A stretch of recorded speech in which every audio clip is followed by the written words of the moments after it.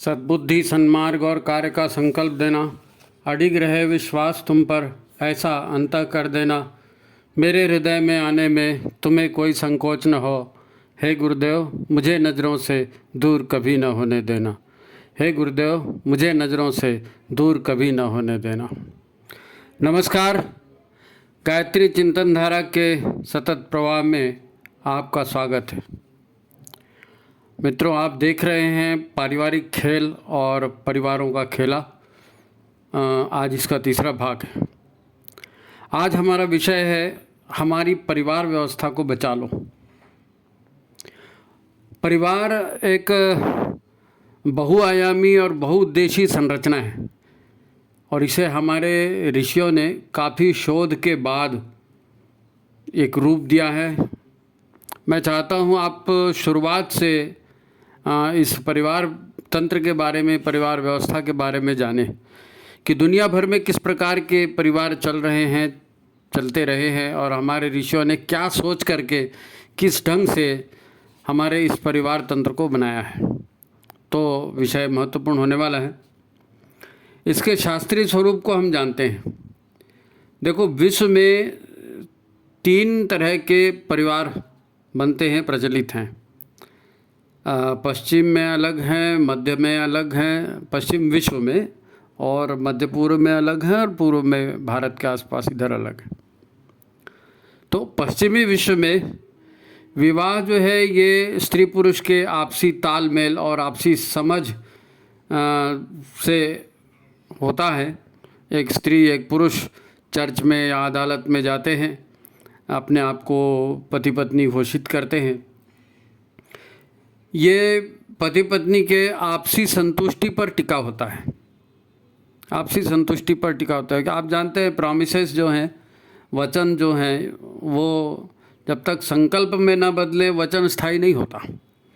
तो ये प्रॉमिस किए हुए लोग नहीं रहते, आपसी तालमेल से बने रहते हैं। तो जब तक एक दूसरे को सेटिस्फाई करते हैं, परिवार चलता है। जहाँ कुछ खटपट हुई तो फिर तुम अलग हम अलग, है ना। तो संतुष्टि में कमी जो है ये विवाह विच्छेद करा देती है। अब तक कोई बच्चा हो जाए तो फिर उसका क्या होगा ये पता नहीं, कोई निर्धारित नहीं रहता, इसके लिए कोई नियम नहीं है नहीं। बच्चे प्राय माता पिता का घर छोड़कर ही विवाह करते हैं ना, वहाँ पश्चिमी देशों में। तो ये ऐसे ही होगा, फिर उसका कोई रूल नहीं है। दूसरा तरीका है जो मध्य पूर्व के देशों में शरिया के आधार पर विवाह होता है। तो शरिया के आधार पर कई तरह के विवाह होते हैं। कई तरह के मतलब विवाह तो एक ही तरह का होता है, लेकिन कुछ दिनों के लिए या कुछ अलग अलग शर्तों के लिए भी उसमें प्रावधान होता है ना। तो सबसे कम यानी 1 दिन के लिए भी विवाह होता है, टेम्पररी, है ना। मुतहा विवाह कहते हैं उसको। ये हैदराबाद वगैरह में सब ये अमीर लोग आते हैं ना अरब के, तो वो 1 दिन के लिए शादी करते हैं। काफ़ी इस पर विवाद भी हुआ था, बहुत मैटर आया पत्रिका में, प्रेस में, यूट्यूब में आप देख भी सकते हैं। खैर, यहाँ जो है मध्य पूर्व के देशों के जो संस्कृति है, वहाँ विवाह जो है ये लिखित एग्रीमेंट होता है, मौखिक पे यहाँ काम नहीं होता। और पुरुष एक बार में 4 तक पत्नियाँ रख सकता है। पुरुष को तलाक देने की भी सुविधा है, मतलब विवाह विच्छेद भी हो सकता है। अब इसमें जो है विवाह के पहले एग्रीमेंट किया जाता है। उस एग्रीमेंट में ये तय कर दिया जाता है कि पति अगर पत्नी को तलाक दे रहा है तो एक धनराशि होती है, उसको मेहर की राशि कहते हैं। तो वो निश्चित जो धनराशि होती है, अगर पति ने तलाक दे दिया तो पत्नी को उतनी राशि दे देता है और फिर मुक्त हो जाते हैं दोनों, फ्री। एक तरह का मुआवजा है। जो मुख्य बात यही है कि यहाँ मान्यता है कि भगवान ने महिला को बनाया ही इसलिए है कि वो पुरुष की सेवा करती रहे। यहाँ विवाह में बहुत सी टर्म्स एंड कंडीशन होती हैं। तीसरे तरह का एक विवाह और है, ये भारत की भूमि पर विकसित हुआ और इसका पुराना प्राचीन इतिहास हमारे पास में है। ये उस समय की बात है जब देव, गंधर्व, किन्नर सब यहाँ धरती पर रहा करते थे। तो उस समय 8 प्रकार के विवाह प्रचलित थे उस समय, जब देव दानव किन्नर गंधर्व है ना, ये सारे लोग यहाँ ही रहते थे धरती पे। तो वो 8 तरह के विवाह थे। उसमें ब्रह्म विवाह, दैव विवाह, आर्ष विवाह, प्रजापत्य, आसुर, गंधर्व, राक्षस और पैशाचिक विवाह, 8 प्रकार के विवाह होते थे। अब ये प्राचीन वैदिक काल की परंपरा थी, है ना, परंतु जब से ये इसमें संशोधन हुआ, हिंदू समाज में संस्कार पद्धति का प्रचलन हुआ। उस समय भी संस्कार पद्धति का प्रचलन था, लेकिन वो उस ढंग का नहीं था, है ना। तो विवाह को एक संस्कार के रूप में हमारे यहाँ मान्यता दी। विवाह कोई एग्रीमेंट नहीं है, और इसको मनुष्य जीवन में 16 तरह के जो संस्कार किए जाते हैं, उसमें एक संस्कार की मान्यता विवाह को दी गई। तो पिछले हजारों साल से विवाह संस्कार के रूप में ही भारत में आयोजित होते रहे। पति पत्नी का मिलना और कई मनुष्यों का आपस में रिश्ता बन जाना, ये एक अद्भुत वैज्ञानिक प्रयोग है जो हमारे ऋषियों ने किया। क्या है इसकी वैज्ञानिकता, इसको हम आगे देखेंगे। अभी ये जानना महत्वपूर्ण है कि हमारी विवाह सिर्फ पति पत्नी का संबंध नहीं होता। हमारे यहाँ विवाह सिर्फ पति पत्नी का संबंध नहीं होता, ये 2 परिवारों का संबंध ऐसा जाना माना जाता है। और ये महत्वपूर्ण व्यवस्था है, एक नया इम्प्रूवमेंट। यह भी जो हमारी परिवार व्यवस्था है, ये भी बहुत मतलब इसको कहना चाहिए बहुआयामी, कई डायमेंशन है, बहुआयामी व्यवस्था है। कई उद्देश्य, कई टारगेट एक साथ सॉल्व किए जाते हैं इस विवाह संस्कार में। तो इसमें विवाह के बाद पूर्ण सुरक्षा, सहयोग, संरक्षण, है ना, अपनत्व का भाव, उसका विस्तार, है नहीं, और आगामी सुख दुख के अवसर पर परिवारों का एक दूसरे की सहायता करना, जैसे अनेक इंश्योरेंस जैसी बातें भी हैं, है ना।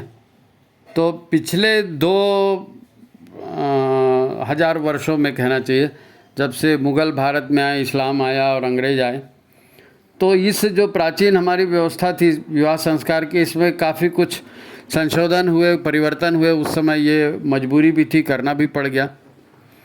तो विवाह का स्वरूप काफ़ी बदल गया उसके बाद। परंतु आज भी जो विवाह व्यवस्था हमारे यहाँ प्रचलित है, ये पश्चिमी विश्व और मध्य पूर्व की जो इस्लामिक व्यवस्था है, इससे काफ़ी ज़्यादा प्रगतिशील और कल्याणकारी है आज भी, इतना विकार होने के बाद भी। अभी भारत की परिवार व्यवस्था जो है, ये चौतरफा आक्रमण की शिकार है। हम जानते हैं भोगवादी संस्कृति है, और आजकल जो विश्व युद्ध जैसी परिस्थितियां बनी है, ये एक दूसरे देश को ठगना, लूटना, अपने विस्तारवाद इसी पर है। तो अब ये तलवार लेकर लड़ाइयाँ नहीं होती, अब जो हैं मनोवैज्ञानिक और आर्थिक लड़ाइयाँ होती हैं। तो भारत को तोड़ने के लिए लोगों ने यही सोचा कि इसकी परिवार व्यवस्था को तोड़ा जाए तो भारत कमज़ोर हो जाएगा। तो बहुत सारे इसमें उन्होंने नियम कायदे कानून बना दिए हैं। कभी और विषय हुआ तो भारत की परिवार व्यवस्था पर जो आक्रमण हो रहे हैं, इस पर अपन अलग से चर्चा कर सकते हैं। खैर, भारत के विवाह संस्कार और गृहस्थी का आधार है ना, मात्र सेक्स की संतुष्टि नहीं है। पति पत्नी या 2 आत्माओं के मिलन वाली जो बातें बोली जाती है, उतना भी नहीं है ना। ये अच्छे से समझने वाली बात है कि भारतीय संस्कार पद्धति ही इतना विशाल प्रोग्राम है कि हमारे यहाँ न केवल आध्यात्मिक जीवन, सामाजिक जीवन, आर्थिक जीवन, सभी जीवन जो है ना एक साथ इसमें पिरो दिए गए हैं कि आपके आर्थिक उन्नति चाहिए तो भी परिवार चाहिए, सामाजिक उन्नति चाहिए, चारित्रिक चाहिए, आध्यात्मिक चाहिए, सब तरह के जीवन के। तो यही एक पद्धति जो है, इसमें सबको हर तरह का अवसर एक विकास का यहाँ पर मिलता है नहीं। और दूसरे सारे जो पूर्व जन्म के नकारात्मक कर्म हम लेकर के आए हैं, उसको भी न्यूट्रल करने का काम यहाँ होता है, न्यूट्रलाइज करने का काम होता है नहीं। उसके लिए भी विवाह संबंध जो है एक मात्र मतलब ऐसा प्लेटफॉर्म उपलब्ध कराता है। अच्छा, इसमें ब्रह्मांडी शक्तियों का मनुष्य पर प्रभाव पड़ता है ना, जीवों पर प्रभाव पड़ता है। तो ब्रह्मांडी शक्तियों का लाभ मिलना, पितरों का लाभ मिलना, पितरों की तृप्ति के बाद पितर भी सहायता करते हैं, है ना। और जो महापुरुष हैं, जो गुरुदेव है या अन्य साधु संत हैं, उनका भी आशीर्वाद इस परिवार में, सब मिला जुला होता है ना। तो ये नवग्रहों का, इन शक्तियों का, जितनी भी दिव्य शक्तियाँ, उन सभी का लाभ जो है दंपति को और परिवारजनों को आशीर्वाद के रूप में यहाँ प्राप्त होता है। तो भारत की परिवार व्यवस्था न केवल प्रारब्ध के नकारात्मक प्रभाव या पूर्व जन्म में हुए दुष्कर्मों के कष्टों को काफ़ी कम कर देती है, वहीं यहाँ हम लोग गाय की सेवा करते हैं, बुज़ुर्गों की सेवा करते हैं, और फिर मान लीजिए आपने देखा होगा कि परिवार में किसी की डेथ हो जाती है, अब बहन का पति मर गया तो वो विधवा जो है, वो बेचारी बुआ जो है वो घर में आती है, वो फिर परिवार की सदस्य बन कर रहती है नहीं। तो किसी बच्चे के माता पिता मर गए तो उसको भी परिवार अडॉप्ट कर लेता है, तो एक सोशल सिक्योरिटी का जो माहौल है ना वो भी बनता है ना। और फिर आत्मा के विकास की जो अनंत यात्रा चल रही है उसमें इन सेवा कार्यों का बड़ा महत्व होता है।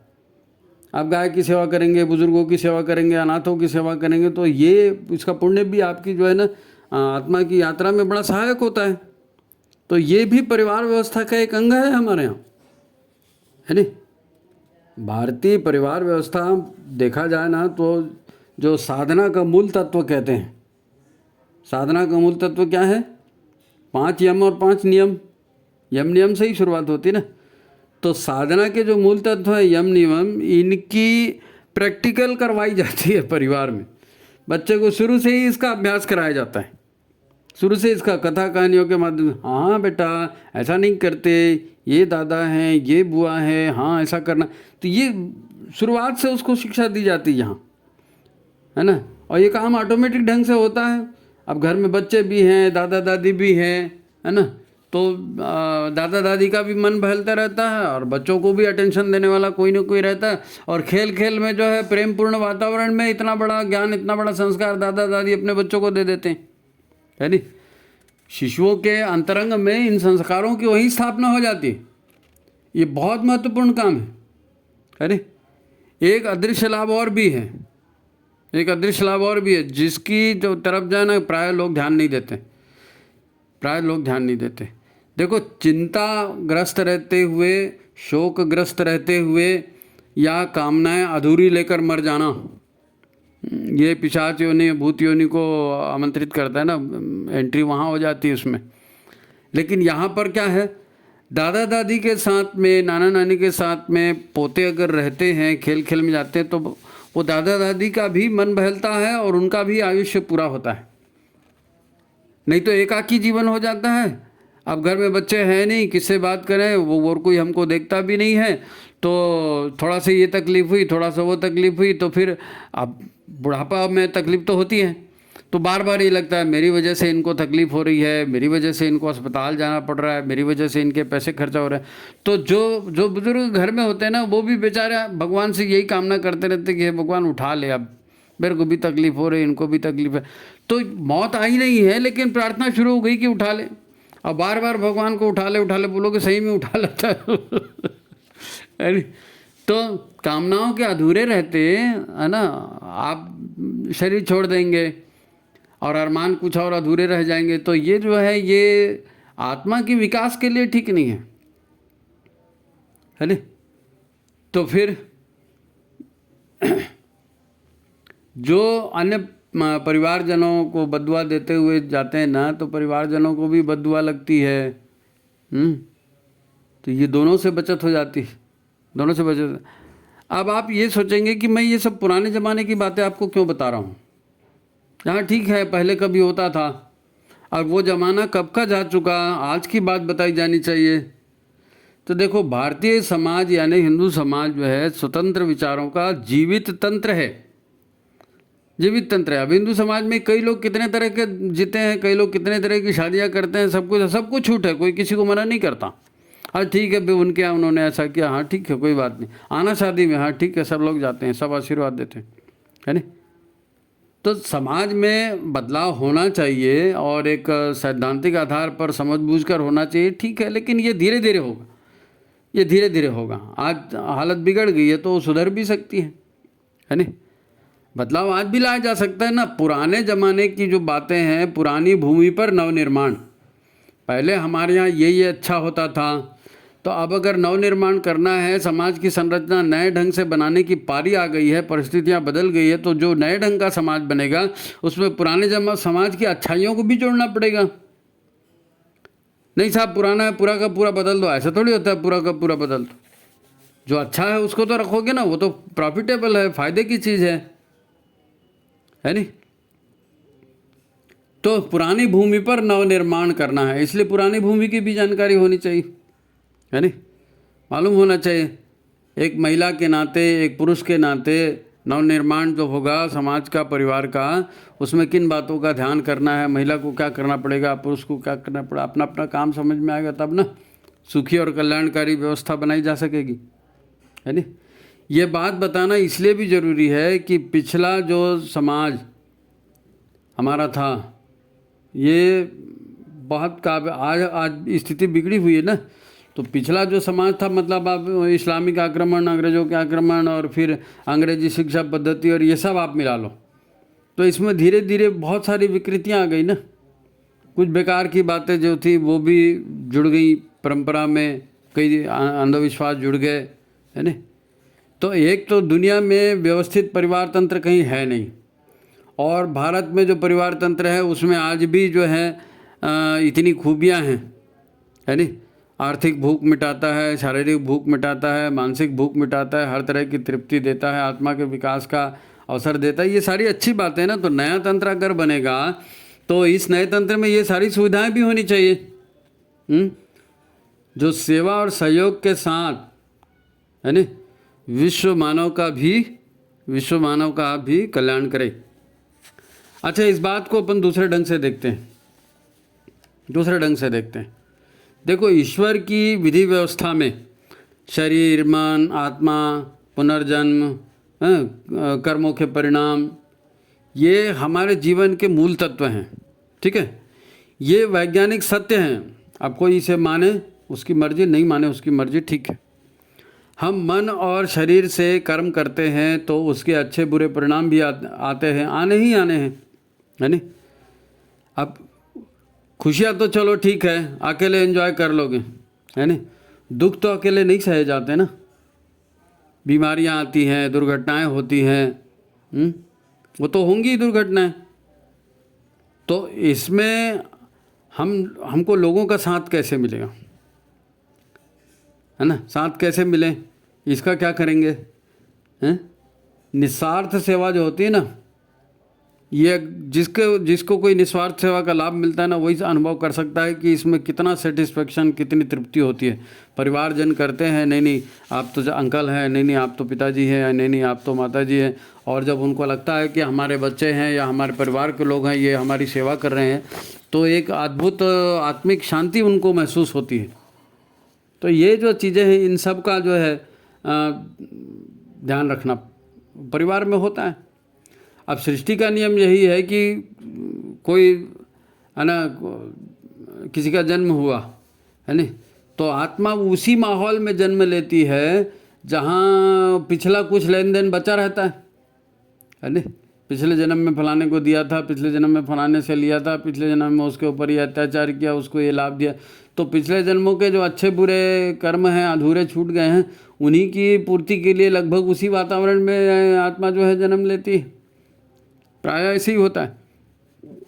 तो जो पिछले जन्म के शत्रु आत्माएं हैं या पिछले जन्म की मित्र आत्माएं, उनके बीच में रहोगे और नए ढंग से रिश्ते बनेंगे, तो लोगों को समझ में नहीं आता। आपने देखा कई लोग पता नहीं, मैं तो ऐसा ही करती हूँ, उसको मेरे से क्या चिढ़ है, वो ऐसा ही क्यों करती है। उनको जब भी बोलो तो वो मेरे विरुद्ध ही हमेशा बोलते हैं। तो इन सब कारणों का परिणाम क्या, कुछ तो आपके एक्शन का रिएक्शन भी हो सकता है, लेकिन ये न समझ में आने वाली कृतियाँ जो हैं, ये इस पर आश्चर्य भी नहीं करना, क्योंकि पिछले जन्मों के संस्कार हैं। अब आपने लिया था तो आपको देना पड़ेगा।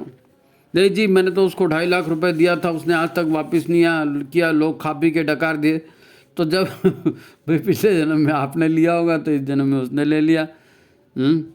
अब मालूम तो नहीं हमको कि क्या है, लेकिन अब उस ढंग से जो लोग पास्ट लाइफ रिग्रेशन वगैरह कराते हैं ना, वो सब बताते हैं कि ऐसा क्या क्या होता है। तो खैर, ये पिछले जन्मों के कर्म आगे दिए अच्छे बुरे कर्म हैं, तो वो भी परिवार में रहते हुए हम जो है उसको कम कर लेते हैं, दुख कम हो जाते हैं, खुशियाँ बढ़ जाती है नहीं। तो आप जानते हैं कि आज इंसान को जो है सारी सुविधाएं मिली हुई हैं, उसके बावजूद भी लोग जो है ना अकेलेपन को झेल रहे हैं, और अकेलापन उनसे सहन नहीं होता है। इतना पैसा है, इतने मनोरंजन के साधन है, लेकिन एक एम्प्टीनेस रहती है ना। अब वो जो खालीपन रहता है उसको कोई नशे में दूर करता है, नशा करके टाइम पास करता है, कोई गुस्सा करता है, लड़ाई झगड़े करता है नहीं, टेंशन में। और कई लोग अकेलेपन का दंश है, वो चुपचाप झेलते भी रहते हैं, किसी से बोलेंगे नहीं, कुछ नहीं करेंगे, मन ही मन में घुटते रहेंगे, तो फिर कई सारी बीमारियां भी होती हैं है नहीं। और कई लोग तो मन के अकेलेपन को भरने के लिए कोई कुत्ता पाल रहा है, कोई बिल्ली पाल रहा है, उसको गाड़ी में घुमा रहा है, ये सब होता है, आपने देखा होगा है नहीं। तो परिवार रहता है, परिवार में जो है इतने सारे लोग रहते हैं ना, तो एक तो आपस में बातचीत करके दिल हल्का हो जाता है नहीं, गॉसिप आप, और शिक्षा भी मिल जाती है, अपने लोग हमेशा अच्छी सलाह भी देते हैं है नहीं। और ये अकेलेपन में तो हर बात का अंत तनाव में होता है ना, क्योंकि काम करने वाला, सहयोग करने वाला और कोई है नहीं। होना तो ये चाहिए कि जहाँ हम रहते हैं, जो हमारा परिवार है नहीं, तो सहयोग सहानुभूति वहीं मिल जाए, निस्वार्थ सेवा, निष्कपट सेवा, सलाह मशवरा वहीं मिल जाए, तो दुखों को भी आदमी हंसते हंसते झेल सकता है। और ये परिवार व्यवस्था में बड़ी शानदार व्यवस्था है, भारतीय परिवार में बड़ी शानदार व्यवस्था है नहीं। परिवार में जो है वो दुखों के परिवार हमारा जो है दुखों के झटके को हल्का करता है नहीं। आप देखो तो पता चलेगा कि दुखों का स्रोत हमारे अपने लोग होते हैं, और खुशियों का स्रोत भी हमारे अपने ही लोग होते हैं है ना। लोगों को घर में रहते हैं ना, उनको पाकिस्तान अमेरिका से खतरा नहीं होता, किसी को ननन से खतरा है, किसी को चाचा से खतरा है, किसी को माँ से ही खतरा है, कोई किसी को पत्नी से खतरा है, किसी को पति से खतरा है। ये सब पिछले जन्म के लेनदार देनदार होते हैं ना, तो इसका न्यूट्रलाइजेशन यही परिवार में बड़े अच्छे ढंग से होता है, और बचाने वाले लोग भी मिल जाते हैं। परिवार के दूसरे जो लोग होते हैं ना, वो समझौता कराते हैं, हाँ ठीक है, ऐसा नहीं है, ऐसा नहीं होगा, ऐसा नहीं होगा, तो आदमी कहीं ना कहीं कॉम्प्रोमाइज़ करता है, सेटिस्फाई होता है। अच्छा, बड़े परिवार में एक सहारा यह भी है कि परिवार का जो मुखिया होता है ना, वो न्यूट्रल होता है, उसको पूरे परिवार को देखना होता है नहीं, तो न्यूट्रल होता है, और उसकी सलाह पर परिवार चलता है, तो शांति परिवार में जो है ना शांति बनी रहती है ना। और वो व्यक्ति फिर किसी के अहंकार को बढ़ने नहीं देता। किसी ने छोटा बच्चा किया, देखो दादाजी उसने ऐसा किया, अच्छा ठीक है बेटा, आएगा तो मैं बताऊंगा, फिर आएगा, फिर वो बोले क्यों रे तूने ऐसा क्यों किया, ऐसा क्यों किया। तो उसको भी एक बात रहता है कि मैं अपने ईगो में, अपने अहंकार में किसी को कुछ भी बोल दूँ, किसी को मारपीट कर दूँ, किसी का कोई छीन लूँ, ये नहीं हो सकता। दादाजी को बताएगा तो फिर मेरी वो हलवा टाइट करेंगे। तो ये एक तरह का जो है अनुशासन, अहंकार को रोकना, ये बहुत बड़ी बात है। आप कहेंगे कि ये कैसे होता होगा, अब कैसे हो सकता है, पर पहले होता था, ठीक है, अब कैसे हो सकता है। तो ये कहना आसान है कि तालमेल होना चाहिए, पर तालमेल करेंगे कैसे। हमारी पत्नी तो ऐसा करती है, हमारे पतिदेव ऐसा करते हैं, हमारा पड़ोसी ऐसा करता है, सबको तो शिकायत ही रहती है ना। बात को सीरियसली लेना पड़ेगा, हम समझने की कोशिश करें तो फिर सब होगा। सीधी बात है, सीधी सी बात, सहयोग सहकार और सामूहिकता, सहयोग सहकार और सामूहिकता का भाव बढ़ाना होगा परिवार में, है नहीं। तुम भी फ्री हो, तुम अपनी मन मर्जी का करो, मैं भी फ्री हूँ, मैं भी अपनी मन मर्जी का करूँगा, तुम मेरे को कुछ नहीं बोलना, मैं भी तुमको नहीं बोलूँगा, अपनी अपनी ज़िंदगी दोनों जिएंगे, तो फिर परिवार में क्यों आए भाई।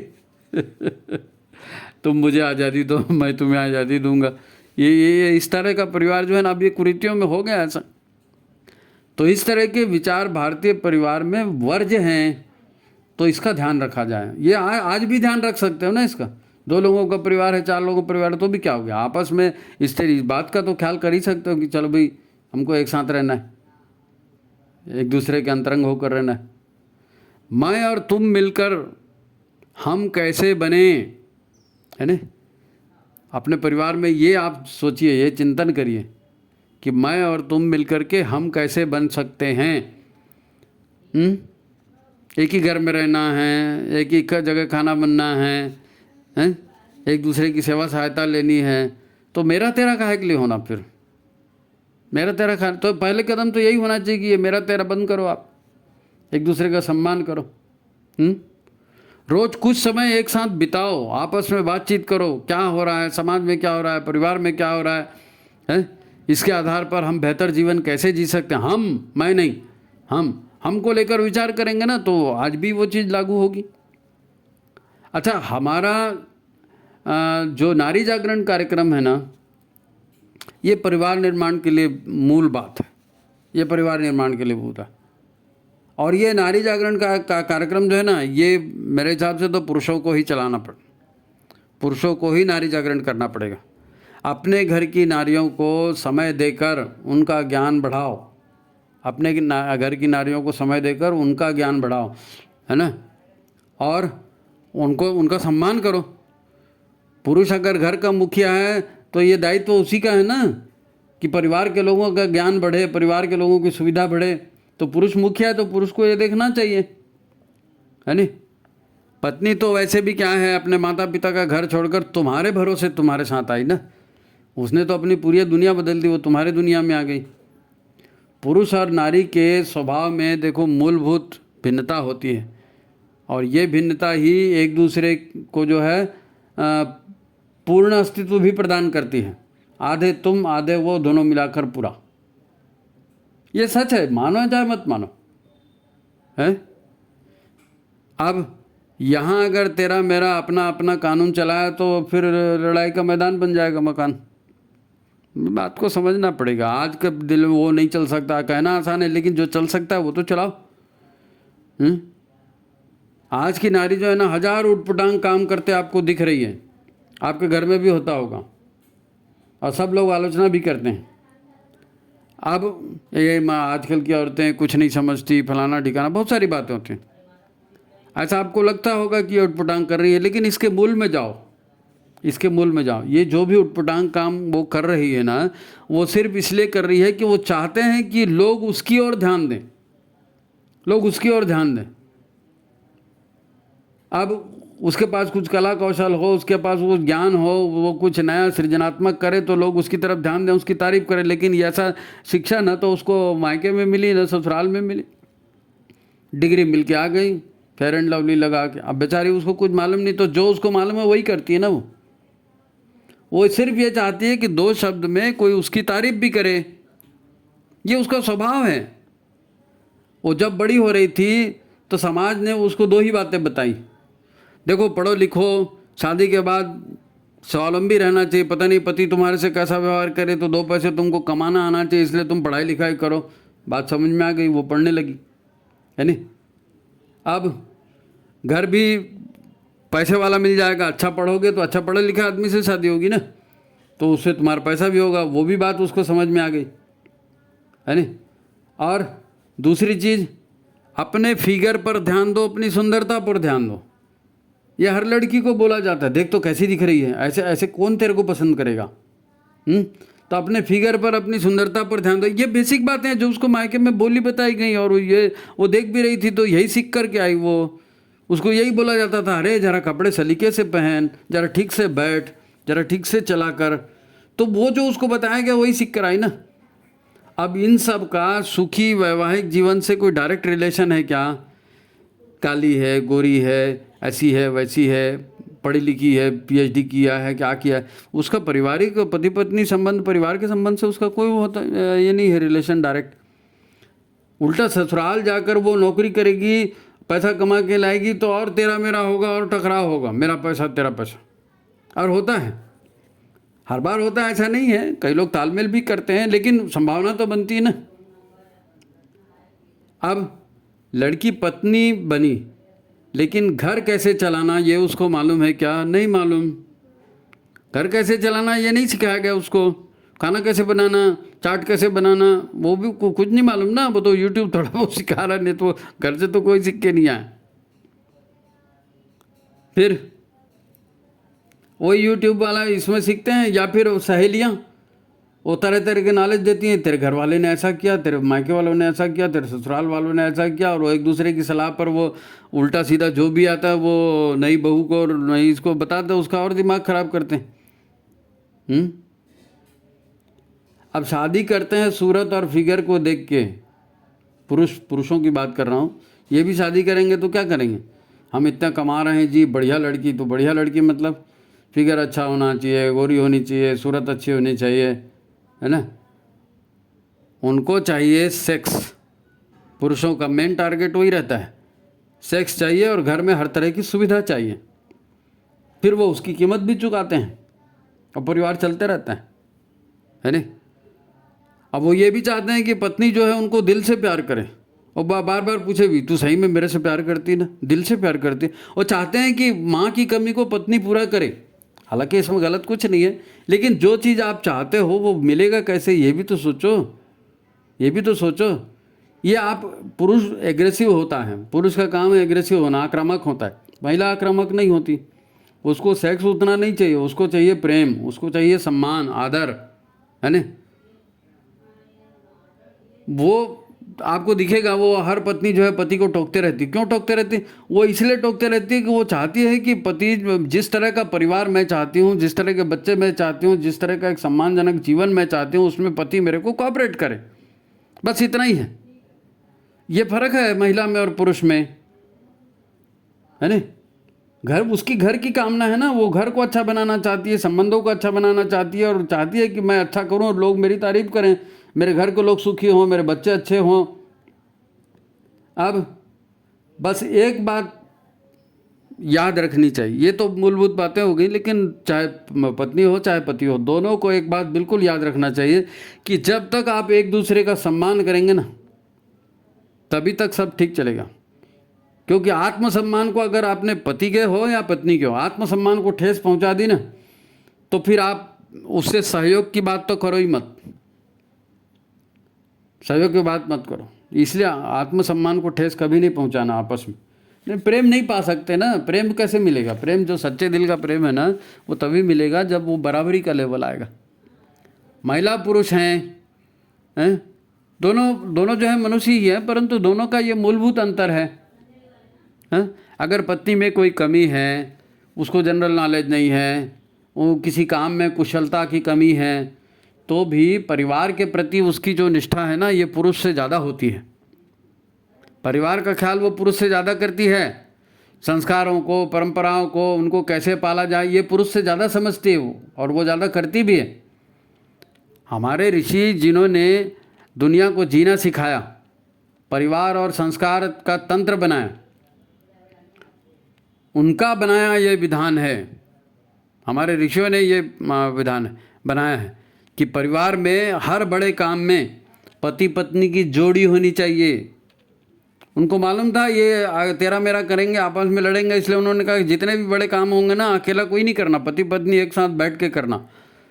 तो वो चाहते हैं कि आप एक साथ एक दूसरे के दुख दर्द को समझते हुए एक दूसरे की उन्नति का ख्याल करें। इसीलिए तो उन्होंने कहा, उन्होंने मातृत्व, प्रेम, सेवा और परिवार की बेहतरी के लिए सब कुछ कर गुजरने की नारी की क्षमता को, नारी के नैसर्गिक गुणों को, नारी की नैसर्गिक भावना को पहचाना और उसको देखते हुए घोषणा की कि अगर विश्व को अच्छा बनाना है तो समाज को अच्छा बनाना है, समाज को अच्छा बनाना है तो परिवार को अच्छा बनाना है, परिवार को अच्छा बनाना है तो नारी को अच्छा बनाना है, उसको सम्मानजनक स्थान देना है।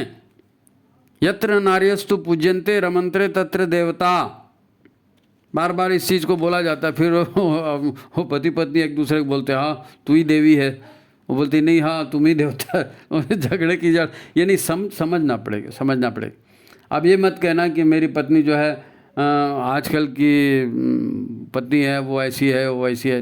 अरे यार, नारी के नैसर्गिक गुणों से, है ना, वो युक्त है। अब वो रॉ फॉर्म में, कच्चे फॉर्म में है ना, उसने नहीं सीखा है ना, वो नहीं संस्कार है। अगर आज आपको वो कच्ची हालत में मिली है तो उसका ब्यूटिफिकेशन, उसका प्योरिफिकेशन, जैसे हीरे को चमक पैदा की जाती है ना, वो खदान से निकल के आ गया, अब उसको चमक पैदा करना तो आप करो ना, आपने शादी की है उसके साथ, आपने शादी की उसको, आप उसको अच्छा बनाओ तो वो आपको अच्छा बनाएगी। देवताओं का यही गुण होता है, देवताओं को यही गुण होता है ना। वो आप देवताओं को पुष्ट करो, देवता आपको पुष्ट करेंगे। देवो भूतवा देवम यजेत, देवताओं की पूजा करना है तो आपको भी देवत्व धारण करना पड़ेगा बोलते हैं।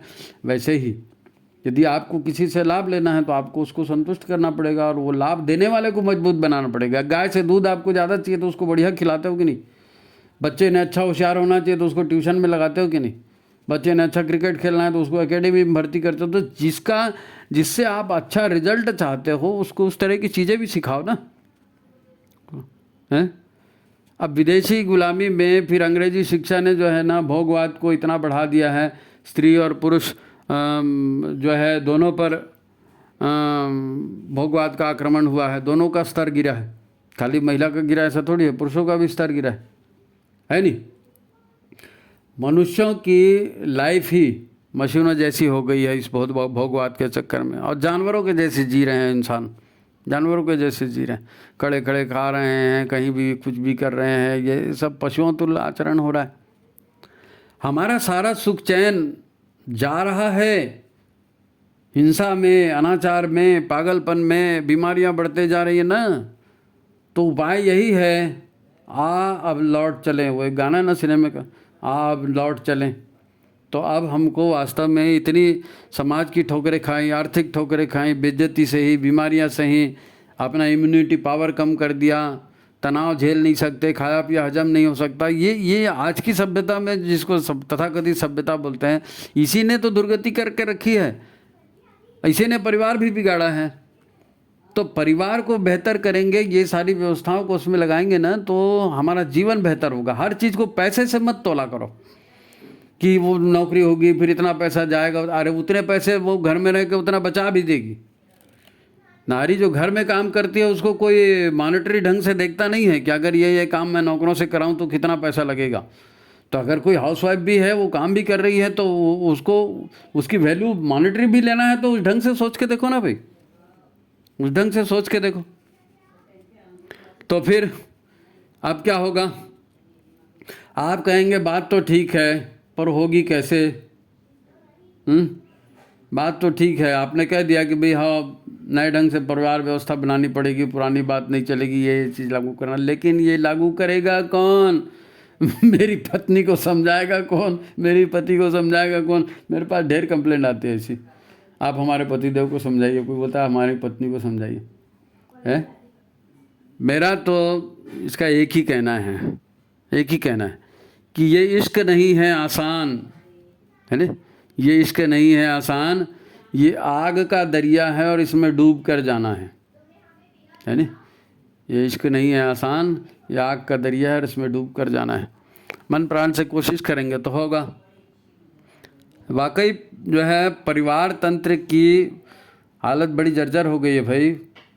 कोई बुज़ुर्ग ऐसा नहीं है मार्गदर्शक बन सके, कोई बुज़ुर्ग ऐसा नहीं, क्योंकि इतने साल में लोगों के संस्कार ही ख़त्म हो गए ना, तो बुज़ुर्ग लोग भी ठीक ढंग से सलाह नहीं दे सकते। फिर आप कहेंगे अब हमारी इतनी उम्र हो गई, हमारी शादी को इतने साल हो गए हैं, हमारी आदतें ऐसी ऐसी बन गई है, हाँ अब आदत को सुधारेंगे कैसे? और अब हम बोलेंगे पत्नी को कि ऐसे नहीं ऐसा करना है तो वो मेरी फाइल खोल देगी, या मैं पतिदेव को बोलूँगी कि ऐसा ऐसा करो तो पतिदेव मेरी फाइल खोल देंगे कि तू उस दिन ऐसा करी थी, तू उस दिन ऐसा करी थी, तुमने ऐसा किया था, अब वो पुरानी। तो ये इन सारी चीज़ों को दोनों पति पत्नी मिलकर बैठो और बोलो कि हाँ हम लोग नई ज़िंदगी की शुरुआत ईमानदारी से करेंगे। जो पुराना था हो गया, जब आँख खुले तभी सवेरा, है नहीं? पुराना था हो गया। आम सहमति पर कैसे पहुंचा जा सकेगा? अब इतने साल एक साथ ज़िंदगी बिताई है जी, तो एक साथ तालमेल करो ना भाई। देखो मैं ये नहीं कह रहा हूँ कि हर घर में पति पत्नी के बीच मतभेद हैं, मैं बिल्कुल ऐसा नहीं कहता। भारतीय परिवार, बहुत से परिवार हैं बहुत अच्छे ढंग से चलते हैं, अधिकांश लोग अच्छे ढंग से चलते हैं। फिर भी एक निर्णय पर दोनों का एक मत तभी होगा जब एक दूसरे की कमजोरियों को भूलकर एक दूसरे को सम्मान देना सीखेंगे। पत्नी से कोई गलती हो गई, चलो ठीक है कोई बात नहीं।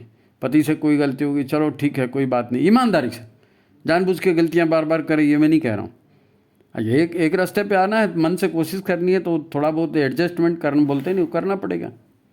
हो सकता है कई बार एक दूसरे को सॉरी कहना पड़े, तो सॉरी कहो ना, क्या दिक्कत है, सॉरी कहो, लाइफ पार्टनर है भाई, क्या हुआ। देखो देश ही नहीं, विश्व मानवता को भी हमको बचाना है, हमको परिवार को बचाना है, समाज को बचाना है, पूरी विश्व मानवता भी, तभी अच्छी संतान पैदा करने की वर्कशॉप है परिवार। अच्छा संतान, इंसान अच्छा नहीं है इसीलिए दुनिया बिगड़ गई। दुनिया को बेहतर बनाना है तो इंसान को बेहतर बनाना है, इंसान को बेहतर बनाना है तो दाम्पत्य को बेहतर बनाना है, तभी ये सारी व्यवस्था तो लिंक है ना पूरा आपस में। तो परिवार तंत्र में युगानुकूल जो भी संशोधन करना है वो संशोधन करने हैं, लेकिन पुराने तंत्र की खूबसूरती को कायम रखना है, मानवता को बचाने के लिए, बेहतर बनाने के लिए, है नहीं। माँ भगवती का ये संकल्प है, परिवार को बेहतर बनाएंगे, तो इस संकल्प को जो है हमको पूरा करना है। ये उतना कठिन भी नहीं होगा, उतना कठिन भी नहीं होगा। हम गुरु जी की बात माने ना, गुरुदेव ने साफ साफ कहा है, मनस्थिति बदले तो परिस्थिति बदले। आप दोनों बैठिए और अपनी मनस्थिति को बदलिए, परिस्थितियां देखते देखते बदलेंगी, उसके लिए कोई घड़ी थोड़ी देखना पड़ता है, आँख खोलते ही सवेरा हो जाता है। मनस्थिति बदलना है, मनस्थिति बदलेंगे तो परिवार की स्थिति, पति पत्नी की रिलेशन, ये सब बदलते हैं। न बदलने वाली क्या चीज़ है। गुरुदेव का आश्वासन है, मनस्थिति बदले तो परिस्थिति बदलेंगी। बस पति पत्नी पर एक दूसरे जो है ना, एक दूसरे पर जोक करना बंद करो। वो पत्नियों पर बहुत जोक चलते हैं, किसी भी कॉमेडी में कहीं भी चले जाए, पत्नी की हमेशा खिल्ली उड़ाई जाती है। तो ये खिल्ली उड़ाना बंद करो ना भाई, खिल्ली उड़ाना बंद करो, समानता का व्यवहार सीखो। तो बात बात में पत्नी की बुराई करना, बात बात में पति की बुराई करना, उनके चुटकुले बनाना, ये ठीक नहीं है। अच्छा एक बात जो है ना, ये लोग भूल जाते हैं, एक बात लोग भूल जाते हैं, और ये मेरे साथ एक वाक़या हुआ। एक बहन जी का फ़ोन आया था, तो मतलब मैंने कहा पहले व्हाट्सअप किया करो, हम आपकी समस्याओं पर वीडियो बनाते हैं, ये सब का। तो उसने सोचा कि चलो हम भी अपनी समस्या भेजते हैं, तो उसने समस्या भेजी।